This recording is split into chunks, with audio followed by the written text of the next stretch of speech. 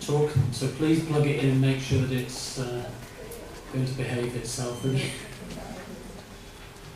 Anup is Associate Professor at the School of Human Studies at Ambedkar University, apart from being a medical doctor. He's gone through journeys of post-Freudian psychiatry, post-Freudian psychoanalysis, and visited the institutes of Marxist and feminine perspectives. His main concentration at the moment is the question of cultural difference, and presentation today is transforming others, transforming oneself. Thank you.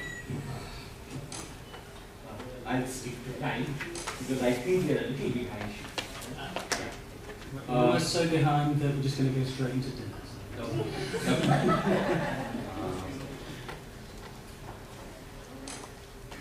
I'm going to look at the problem of transformation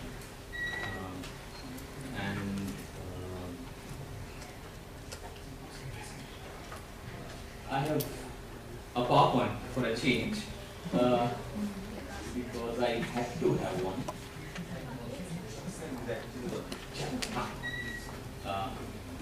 It's just one slide, so this slide remains for the next 20 minutes. So I stick to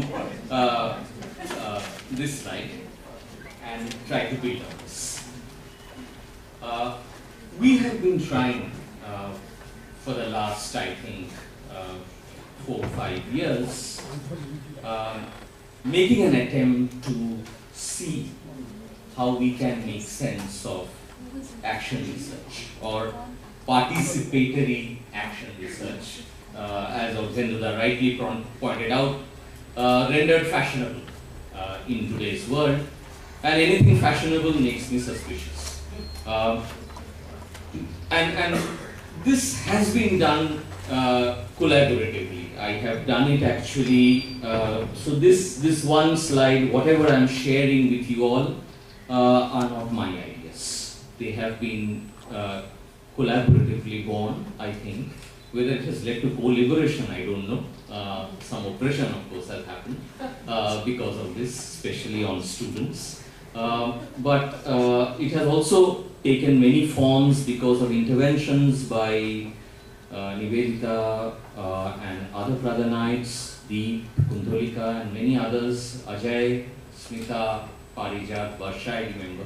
This was our little team once upon a time. And my MD colleagues, actually, who I perhaps need not name. But you have heard Rukmini, Anil, Rick, and Vinod today. And much of these ideas are coming from what they have already shared with us. So this is the beginning, a 2-minute beginning. I needed to acknowledge everybody, and the others I haven't named. You have heard only 4 of them. There are many others. I'm taking the problematic in this manner, quickly put.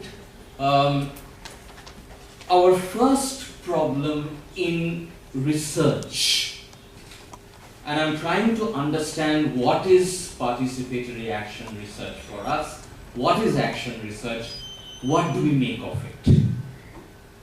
And does it produce or does it require a repositioning of the social sciences? And I'm responding to the discussion that has happened today.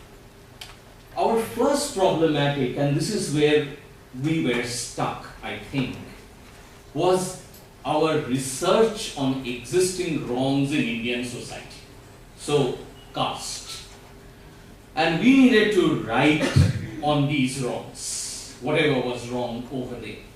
Now, a real problem over here was that would we write alone or write collaboratively? Now, the second question is, what is it to write collaboratively? And co-liberation or Ayang is very far. Our first task was to see if we could write on wrongs collaboratively at all. And that raises Minu's point, actually. Would we be researching on or researching with?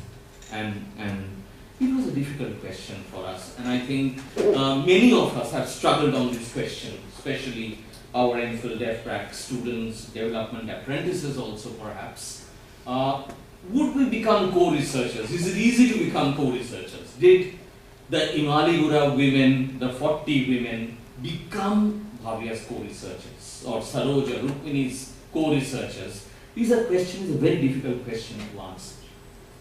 Does it relate to the point Nivedita made in the morning, limits of theory? Did we come to reflect on limits of theory, limits of knowledge building in the social sciences, in the university, about, on, of them? Rick also brought up the question of anthropology of. And here I think there is a very important point Rick brought up. If anthropology was about knowledge by the pagan world, how did it become knowledge on the pagan world? And that transition is very important. And Anil's point, extraction, abstraction. What is the kind of business we are in? So conventional research, and this is a point I think Rick and Rukmini, Anil also I think, touched very well. How would conventional research, which is writing on wrongs, shift or change or move? And the demonstrated change was the shift in sociology, shift in anthropology. So that moved itself, but how far did it move? Which was my question to Rick. Have we moved enough? That is one. And he put it very well, I think, Rick, that have we reached a question of farmers, and I'm using farmers as a shorthand over here, or the women in Imaligura, the 40 women researching us, researching on us, or are we continuing to research on them, with them, as a difficult proposition, which is the non-West doing a reverse anthropology on the West? Is it a possibility at all? Now comes my second point, and we tried to move in this direction. Righting wrongs. If there are a few wrongs, and my first number one is not clear, it's very messy. Have we reached there, is the question. Number two, we tried a next step, righting wrongs. And this we call transformation, for want of a better term. And I would want to distinguish between transition and transformation, or change and transformation, parivartan and rupantar, as Rukmini was putting it, I think, beautifully. So, righting wrongs, can we right a wrong? Can say, as one of our students, Shubhangi, is working on caste in Jharkhand, can she right a wrong, is the question. So, the only problem she has taken up is this: there is caste in Jharkhand. Well, that's known. There is good, thick description of caste in Jharkhand. That's known. Her action research problematic is, can one interdining happen in her village? And how to reach that point of one instance of interdining where the two castes have had food together. Not intermarriage. That's too far. Interdining, one instance. So righting wrongs and the question of transformation, this we thought in terms of actioning research. So actioning number one. Can number one be converted to an action in terms of RIGHTING, righting wrongs? This takes me to two problematics actually. One is what I'm calling the philosopher in the marketplace. And this is Socrates actually, and I don't have the time to get into it. Hannah Arendt's work on Socrates as a philosopher who was different, who did not spend his time in the library, but spent his time in the Greek marketplace trying to persuasion. So can we, as researchers, be in the marketplace, is the question. Two similar examples from Indian context is Gandhi in the Salt March and Tagore in Sriniketan. But Socrates, I think, is a better example, a philosopher who spent much of his time in the marketplace, engaging with ideas of the community and trying to see what philosophy can be built out of there. The other is the question, as I put it over there, where practice is not conceived and defined only in its dirty Jewish form of appearance. What do I mean by this? This line actually comes from Karl Marx's 11 Theses. The first thesis, where this question of dirty Jewish form comes up. What is dirty Jewish form? And I'm quoting Marx actually. Dirty Jewish is an allusion to the Jewish God of the Old Testament who had to get his hands dirty making the world. And this is tied up with a symbolic contrast between the Christian God of the Word and the Jewish God of the deed. So there is an interesting turn over here. While the Jewish God had dirtied his hands trying to create, the Christian God had become a God of the Word rather than of the deed. And there is something in the history of Western philosophy. One, Rick pointed out. The second is this one, where the deed was seen as dirty. So practice is dirty, but thought, cognition is important or interesting, and this is the point I want to build over here. However, this relates to Nivedita's point, limits of practice in the morning. We sometimes get into righting wrongs as a skill. So we go on righting wrongs in a manner that gives us the sense that, well, we can do this. And this raised for us a critical question. What is the distinction between righting wrongs as a skill-driven, somewhat technological, technocratic exercise and transformational metamorphosis? What changes?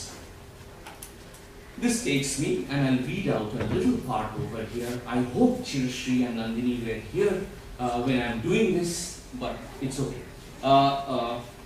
Let us to the question of transformation. What is transformation and how do we think of transformation? And that's the distinction I'm making. The equal to is an uneasy equal to over there. How do we distinguish between righting wrongs, what wrong we corrected and what transformation happened? I'll get into a little bit of the paper, which I can quickly read out.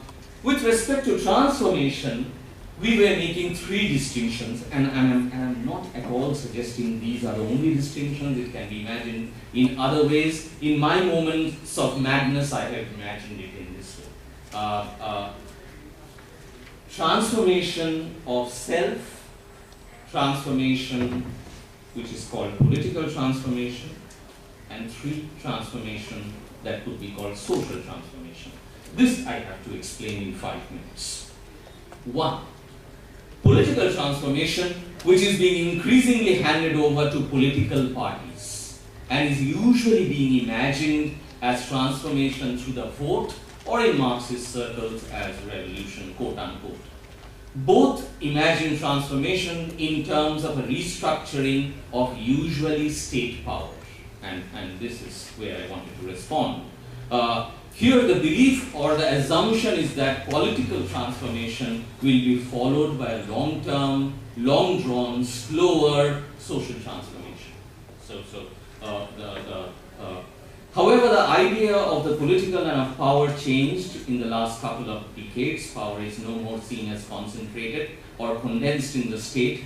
The ubiquitousness of power and the productive nature of power has led to the increased realization for engagement in what could be called, for want of time, new social movements.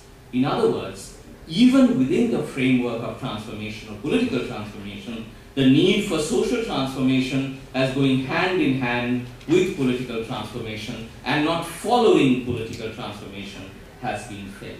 And this is a question that I wanted to highlight over here. While in conventional our classical understandings of political transformation, the assumption was that social transformation will follow the political, and that both would be required. Nobody said no to either. The question was whether they would go together or they would follow.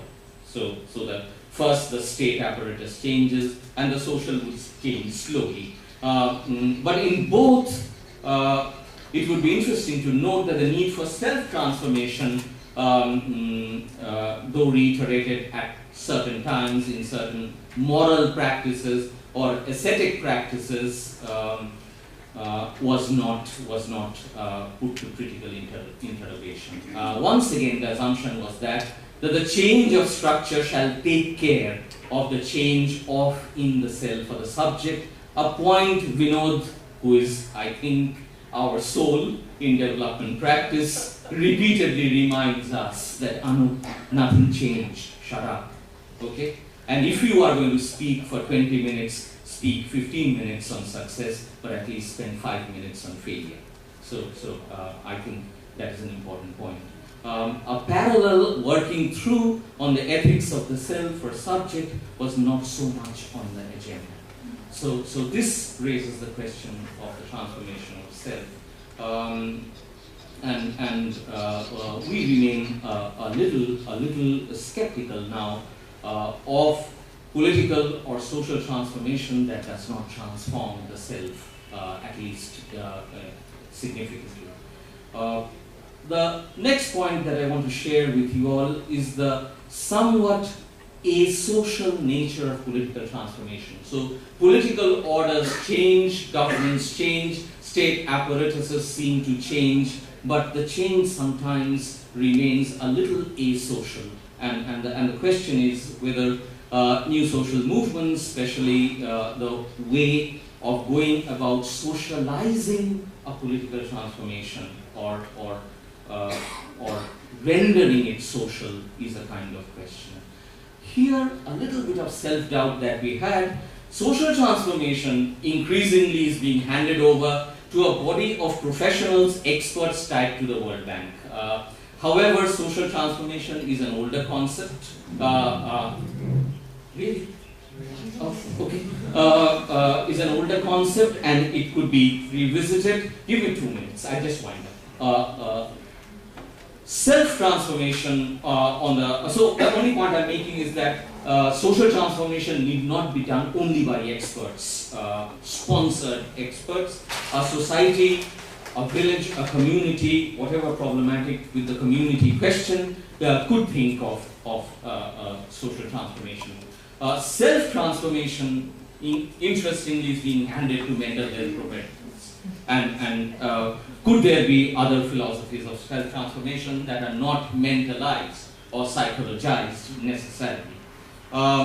This takes us to the last point, actually, where the question is of righting wrongs, and which is what I'm calling researching action itself. So while the first point was action in research, our question to us was, can we research action once we have done it? So can we write on righting wrongs, which takes us to the question of researching transformation itself. And this is the point I've made earlier.